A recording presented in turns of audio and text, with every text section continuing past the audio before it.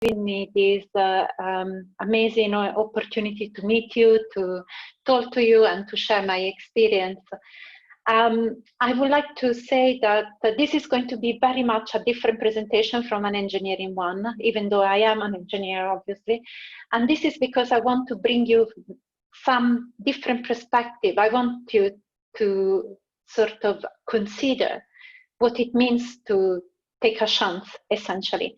And that's why I wanted to use the word serendipity, because in a lot of cases, you think you know, and then you don't know. And that's pretty much the story of my life and my career. So a little bit about me, just to break the ice between you and I. I'm originally Italian from Rome, and I am the first one in my family to get a degree. One of the things that brought me forward all the time is the motto from my grandfather that if there is a will, there is a way.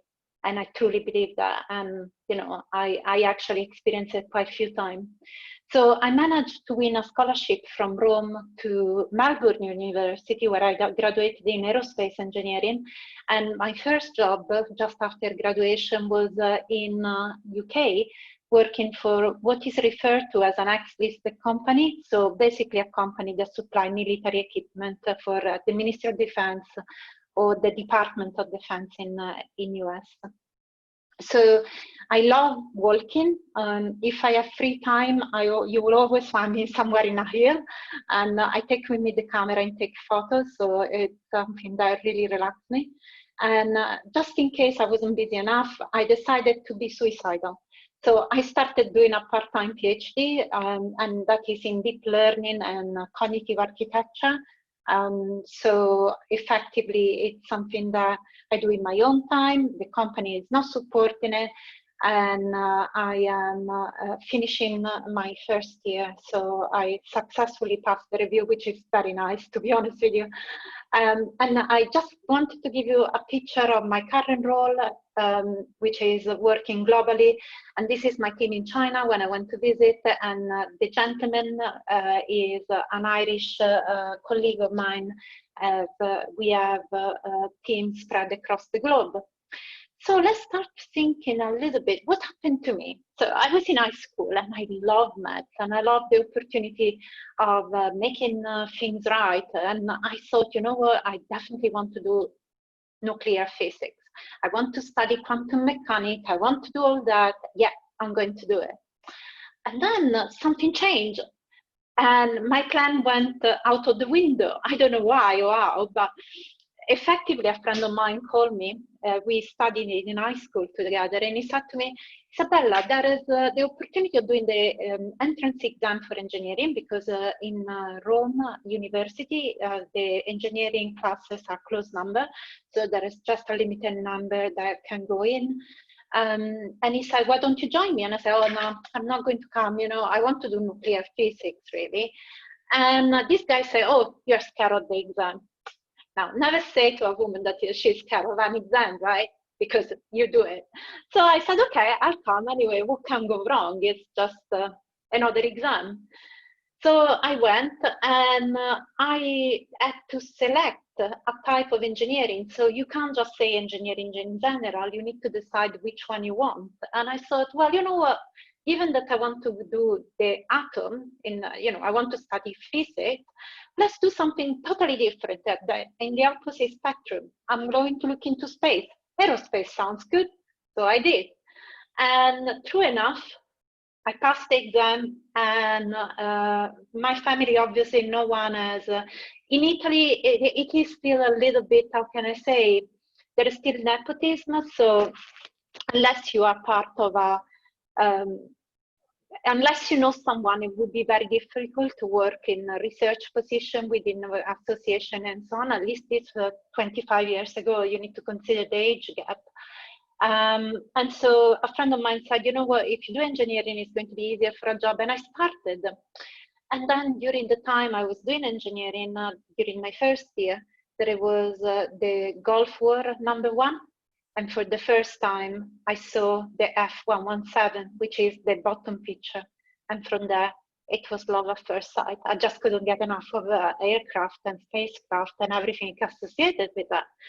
And then I was thinking, when I was studying aerospace, I want to work for NASA. I want to do space shuttle. And I did my thesis on tailless aircraft, and I was trying to apply for that. And then I got the job in this company in UK, and I was introduced to something else, which was software agents and UAV, unmanned aircraft. And I was like, wow.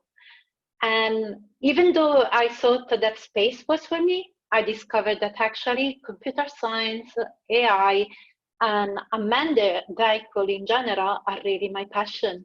And why is that? I found it fascinating because when you think about artificial intelligence, there is not just one solution. You need to have hybrid thinking. You need to put together things. You need to consider the different fields and try to manipulate them and try to think how to recreate a human within a machine. And I found the challenge so exciting, and I just couldn't get enough of it. And one thing that I learned is that if you're passionate about something and you apply yourself, the best thing you get out of it is the ability to manipulate knowledge. So of course, you are going to have a lot of books explaining to you things, but the trick in any study is to make it yours. And so I actually started contributing to the artificial intelligence community, so much so that now I'm called by the European Commission as a reviewer for Horizon 2020 program, as well as for reviewing a proposal as a subject matter expert in artificial intelligence. And one thing that I learned is unless you make the definition yours, you cannot work on it. You need to feel it, you need to understand what it means. And one thing I challenged when I started working in artificial intelligence and autonomy was the definition of intelligence. Because if I ask you, what is intelligence? Each and every one of you would have a different take on it. And as an engineer, how can I accept the variability of definition in order to create an engineering application? It was impossible. So what I did was to think about what does it mean, and effectively, if you think about our own intelligence, that comes from a level of evolution due to the fact that we are effectively trying to survive. So if a machine has to survive, what does it mean to survive? To adapt. So if I need to adapt, what are the key elements that are needed, the key functionalities that are needed to support this adaptation? And this was where I come up with this operational definition of AI, as I like to call it, which is we need to sense the environment and obviously our own self as a machine. We need to create an inner representation of what the environment is, as well as our own state. We need to reason about and make inferences about the environment at the same time. React, learn and update the knowledge, because no one situation is equal to the next. And we need to then replan the course of action if we feel that the original one was not correct. And then we need to activate the plan. So by doing that, I started building up functional knowledge in each of those areas. So I don't know if many of you are familiar with the system engineering process, but effectively system engineering is about identifying blocks and making them work together in simple terms. And what is required, what it provides you is the ability of creating baseline and reusability in a system. So I started developing even more into this field, and I had quite few experiences in unmanned aircraft, as well as system engineering and modeling and simulation. And I feel very blessed because, I work from the Chinook here, first picture on your left-hand side, to this one was creating a robot, a face robot, a mask, essentially, to support children with disabilities, and in particular autistic children, because one thing that was discovered was children tend to relate better with doll. And so by having a robot mimicking the expression, for instance, they were opening up and they were relaxing and they were feeling less stressed. And so I was very blessed to work on this particular topic. I also worked on commercial aircraft like the A320 and A320neo. I was head of system engineering, looking after the certification for this kind of aircraft. So all the signature things on flight control system, that would be me. And then I was very blessed to work also on some medical application for prosthetic leg mainly, but also for effectively synthetic skin growth. So basically with silicone that is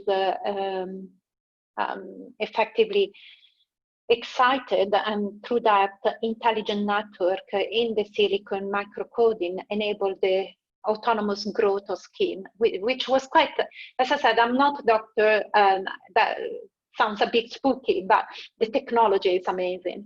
I also work on Internet of Things for Open Sky project, engines with Rolls-Royce, obviously weapons. So I was working on surface to air missiles, and Tornado GR4 control system, and then also digital twin technology. So I have been very, very blessed in my career in experiencing things that I would have never thought I would find in my path. And an example of the work I've done is based on a UAV system, so a manned aircraft vehicle, and this is an example of system engineering application. But behind each block, there is going to be a technology that needs development, and an autonomous technology in particular that could be of use.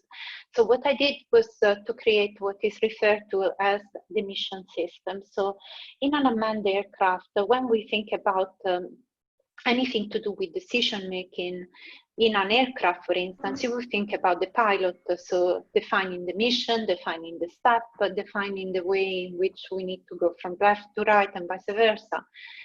And in this case, when we look at a manned aircraft, what happens is that actually we don't have a pilot. So what do we do? So the replacement of the pilot, if you like, is what is referred to as a mission system. And there are 3 levels of control in an aircraft, or in general in a control system. So whoever does a level of control engineering or understand control system knows that there is an inner level that is purely controlling the rate of the physical element. Then there is a guidance, control, and navigation layer, and then there is a higher level that is replacing effectively the machine, the human in the loop, I should say. So effectively, this was some work that I've done, and then one of my job was to develop this system in application, and to do so, the next step was to say, okay, for each subsystem, what type of autonomous technology can I use? And I actually created a qualitative assessment on whether or not something was good or was bad. And it's extremely interesting because one thing that I learned is that there is always multiple ways to solve a problem. Never solutionize from the beginning. Try to leave your option open, and do not think that linearity is necessarily good in engineering. In my experience personally, even today as leading the autonomous driving system department for in-house software development, one thing I realized that actually there is always an option, and there is always a way to make things different from the day before. And one of the challenges in engineering is to understand when conventional, when legacy is actually okay, versus something totally new. And you need to weigh the risk into that.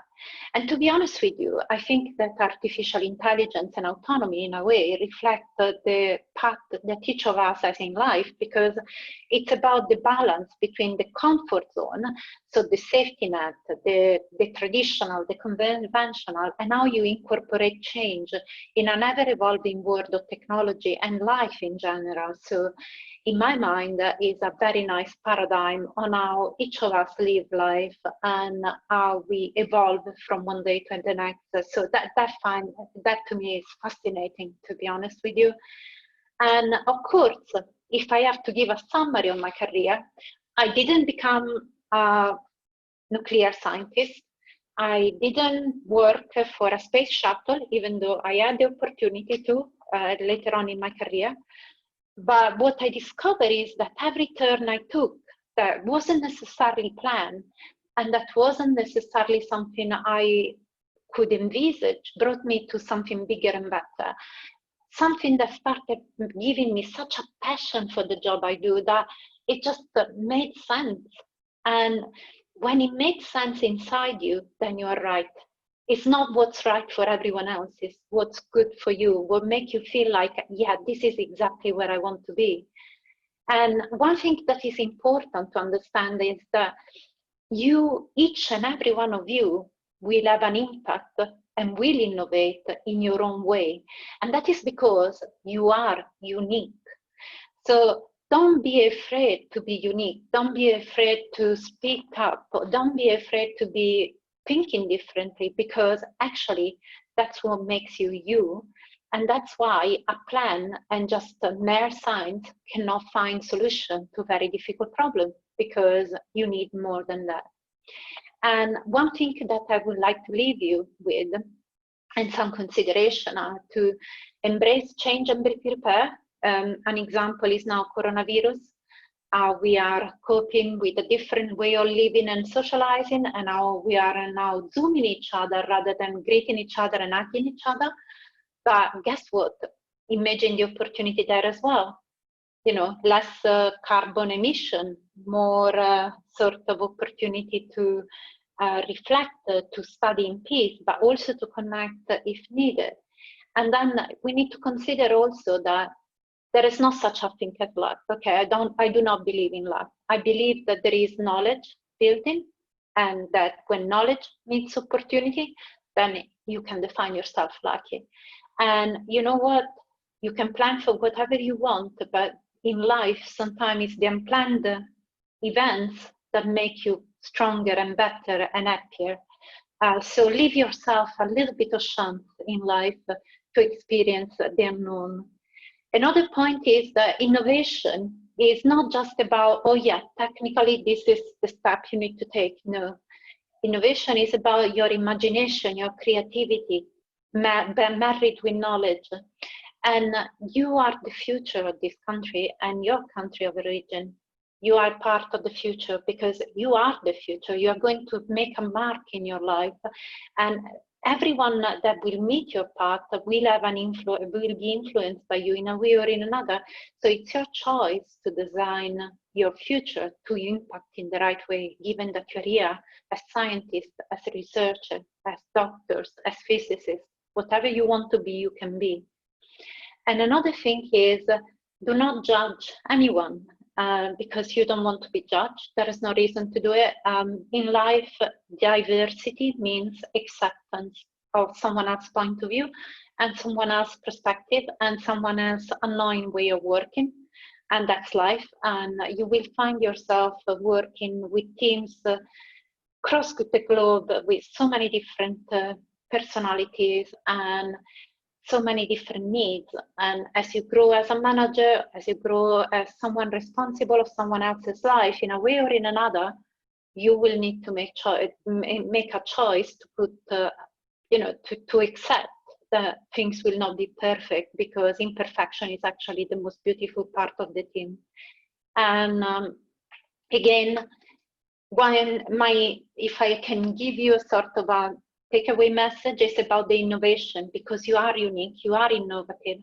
And innovation, again, is a blend of possibly different spheres. And in my mind, it's about passion, ingenuity, serendipity, courage, perseverance, and knowledge. And yes, you do need courage, because sometimes when you want to move forward in something that no one has done before, you ought to take accountability and actually accept failure. And in my mind, there is not such a thing as failure. There is just the wrong path, and you just find out that it's the wrong path sooner rather than later to take a new path.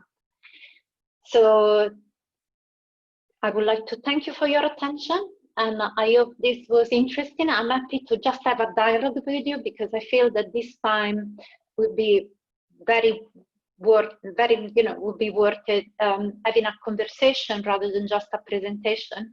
And I'm happy to explore any question or any doubt or any curiosity that you guys have. Thank you very much. Change your gender, and actually I find it to be my strength, but what